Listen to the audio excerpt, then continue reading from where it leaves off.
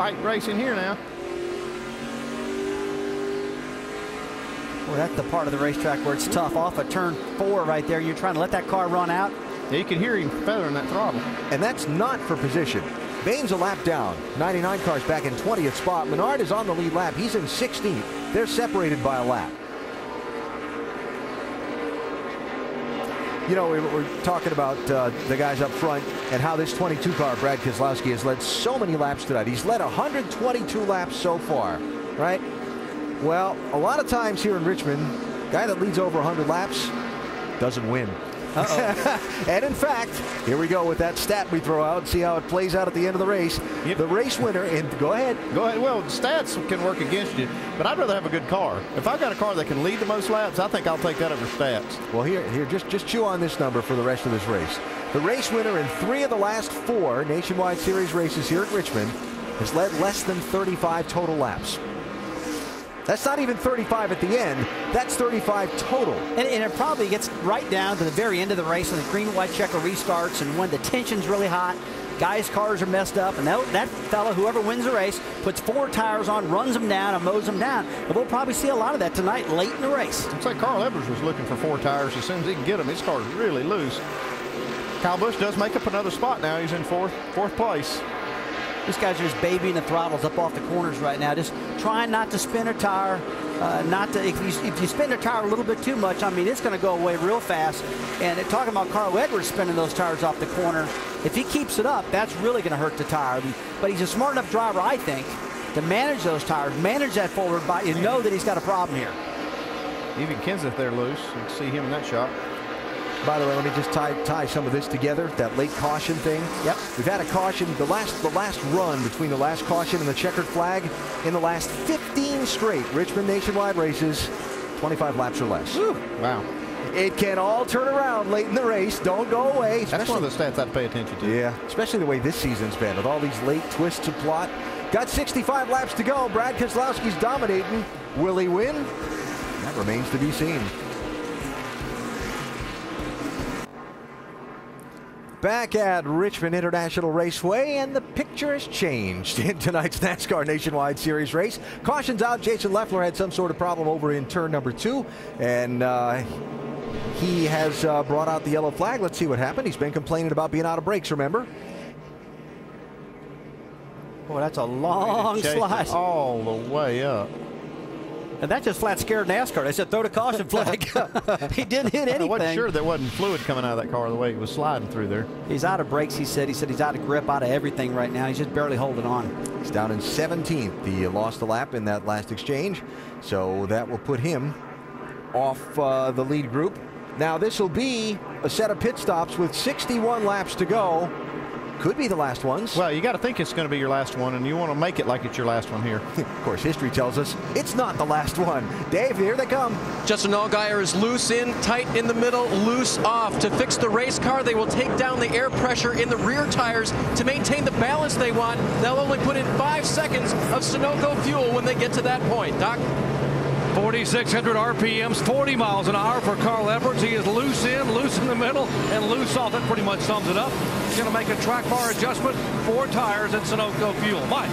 Kevin Harvick saying he needs a little bit more help in the center. They're going to make an air pressure adjustment on the right side, a 4-tire change, and Sunoco race fuel on the 33 car as they go to work now on the left side of that race car. Meanwhile, Brad Keselowski off pit road. They made the same change they did last time. They went down half a pound on air pressure on the right side and a 4-tire change for the 22. Check it out. Who got out second? Picked up a couple of spots. Yeah, Kyle Busch's pit crew stepping it up here when it's time. Kevin Harvick lost a couple, back to 5th place. Bad time for that. Got 61 laps to go here at Richmond at a little shuffle of the top 5.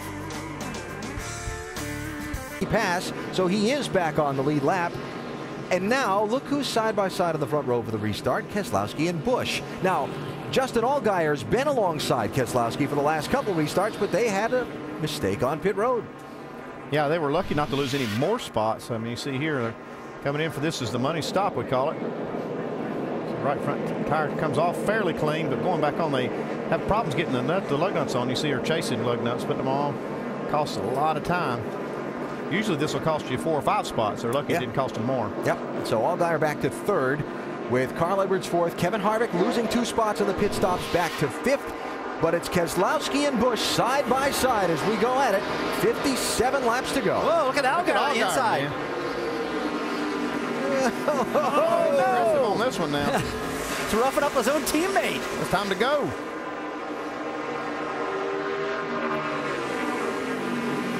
Remember Bristol, it was Keselowski. He moved around to get the lead and the win in that one.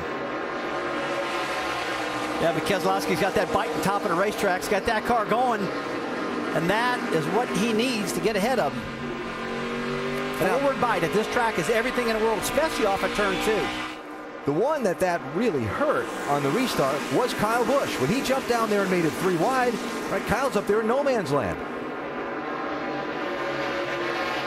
He's able to get back around him for second, but look at the lead Keselowski's already got. Yeah, as soon as they get racing side by side, I mean, that's just a flat kill. The guy leading the race, he can get gone. His lap times are so much faster. And he's just looking in his mirror right now, manage himself. Now, let's take a look at Carl Edwards and see if he gets his car back together. Remember, it was real loose early. He's had this pit stop now to tighten it up. Could get himself back in action. Heard Doc say it was loose in, loose in the middle, loose off. That's pretty loose everywhere. Looks like it's good now, though. Yeah, he kind of fell off at the end of that long run. You won't have a run that long to finish this race because there aren't that many laps left. You still got 54 laps to go. You still have to manage those tires a little bit, don't you, Rusty? Yeah, you do. I mean, that's still a long way to go. And I really don't know what's going to happen if these cautions starts coming out with like 30 laps to go. And we think these guys will stay out, or will they come down and put tires on? Because that's probably going to be the winning move, whatever happens there. I know what I'm doing. What are you going to do? Tires. Yeah, I'd rather be on offense than on defense. That's one thing at a short track. If you're sitting out there on tires that are worn, you got guys chewing on your rear bumper that have 4 tires, put you in a bad spot. This is for 14th place. Mike Bliss and James Busher. Mike Bliss having a good run in the 40 car tonight. Really solid, huh? Nice to see. Tell you he's having a good run. I've been watching Coleman Presley in that 23 car. He's been strong. His lap times are good. Right now, Coleman in the 23 is the first car 1 lap down. So if caution comes out, and again, history tells us it will, he might get back on the lead lap and have a shot. Yeah, you know, Andy, Rusty, and Alan Coleman. Coleman I've known obviously all his whole life. He works in my race shop down there, and he's so excited for this opportunity. He's going to get a chance to race again at Darlington, and he's done a great job tonight. Really just trying to make some laps, stay out of trouble, and get a good solid finish for that 23 team tonight. Yeah, Brad, he's learned a lot tonight. I mean, just the whole race, he's steadily improving. You see passing lead lap cars now, and now in that lucky dog spot. So if he gets the lap back, he can make up some of those spots. Well, Brad, and I'm sorry, Alan, interrupt you, but you know, every now and then a young guy gets a standout race, and right now for Coleman, this looks to be his standout race. He's passed all those cars behind you. He's the first guy getting the lucky dog, and like I say, his lap times are so good right now. I mean, he's good enough to be in the top, really 6 or 7 positions right now. How fast he's running. 21-year-old third-generation racer. His father, Robert, won here 1992 in the NASCAR Nationwide Series. Robert here this weekend as well, watching his son race. Yeah, and his grandfather, Bob Presley, one of the best short track racers in the country. Ever. Now there's Brendan Gaughan in the 62. He's racing Matt Kenseth in the 16 for 11th spot. See Brendan up in that top side of the racetrack. He loves to run around the top of the racetrack. Just feels more comfortable up there.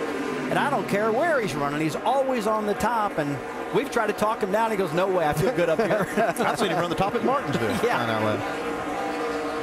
Talked to Brendan earlier today. He said, don't tell Rusty I said this, but this isn't my favorite racetrack. Well, you just told him. I know I did.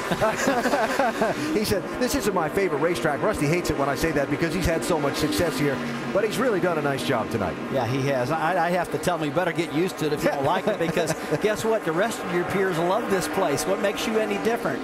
But it takes a good run out of somebody to really turn them on about a racetrack. And if he finishes good tonight, I'm sure he'll like this place again. You know what makes it different from driver to driver? Success rate. That's what makes you like a track. Yep. This is I don't know which came first. I mean, the liking it and then success, or the other way around. I remember when I first went to road courses. I hated road courses. Then I went there. I ran great. And I went, hey, I kind of like these places. So the success is first. It was all mental going into the race that you didn't like it. So Brendan might have a different attitude about this at the end of the night. Now, Paul Menard, out of his car, out of Menard's car right there through that corner. Yeah, he is on the lead lap. He got the free pass 2 cautions ago. The one when Michael McDowell spun a while back, lap 119. So that was for position.